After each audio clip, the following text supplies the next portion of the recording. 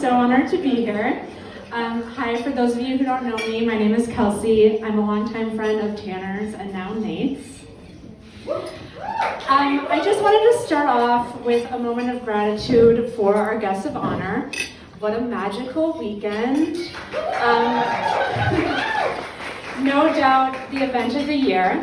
Thank you guys for all your thoughtful details that have gone into this night. You two have gone above and beyond to make everyone feel welcome and a part of something special, and we're all so happy to be here.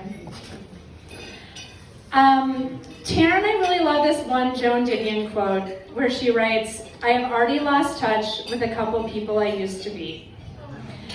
I think the reason it speaks to us is because it acknowledges ever-changing life. It says it's okay to grow and morph in and out of different interests, priorities, and personas, and it's okay to start fresh and become someone new.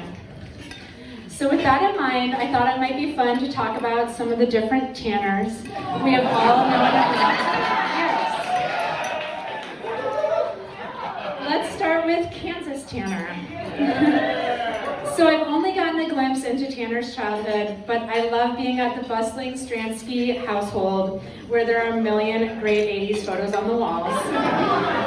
It's a place of love and acceptance, and surely where Tanner became Tanner. My favorite Bonner Springs discovery was Tanner's baby book. In it, Barb writes, "Tanner always needs to be part of the action. He always likes to be the center of attention." Yes, true.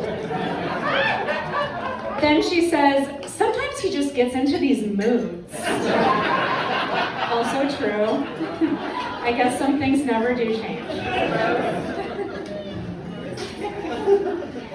Next comes Drake Tanner, and this is where our relationship begins. It was here he helped me launch my career in magazine journalism, while I taught him how to sneak into the campus bars. We both moved to New York City within a couple months of each other, and perhaps this was the real start of our friendship. Those early days in NYC were followed by his coming out days. This was a time of working late, staying out later, bar crawls, and Fire Island memories.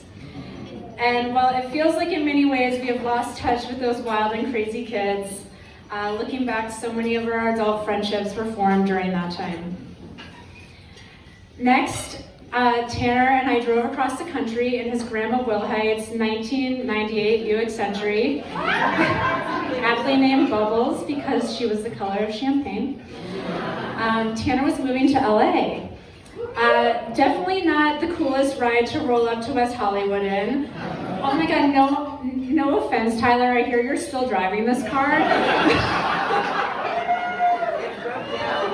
Oh, it broke down. Okay, phew. But your new LA crew met us with total acceptance, and I knew I was leaving you in good hands.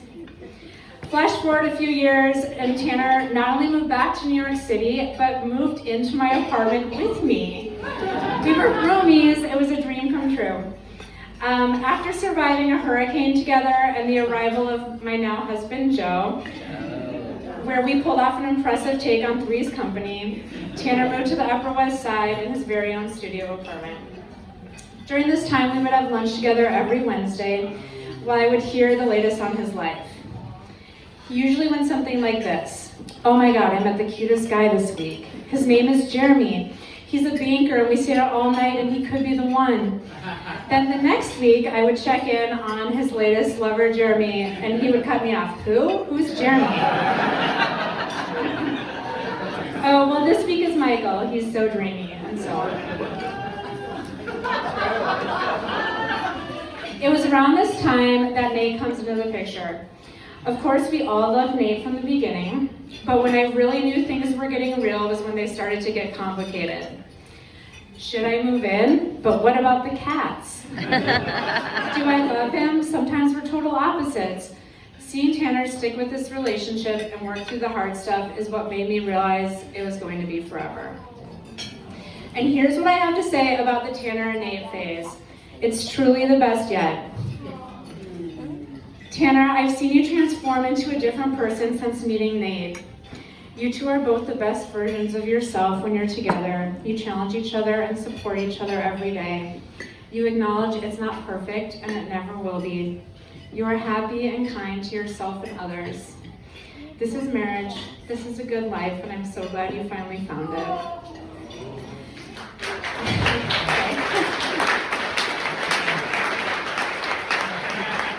Nate, it's actually hard to picture life without you.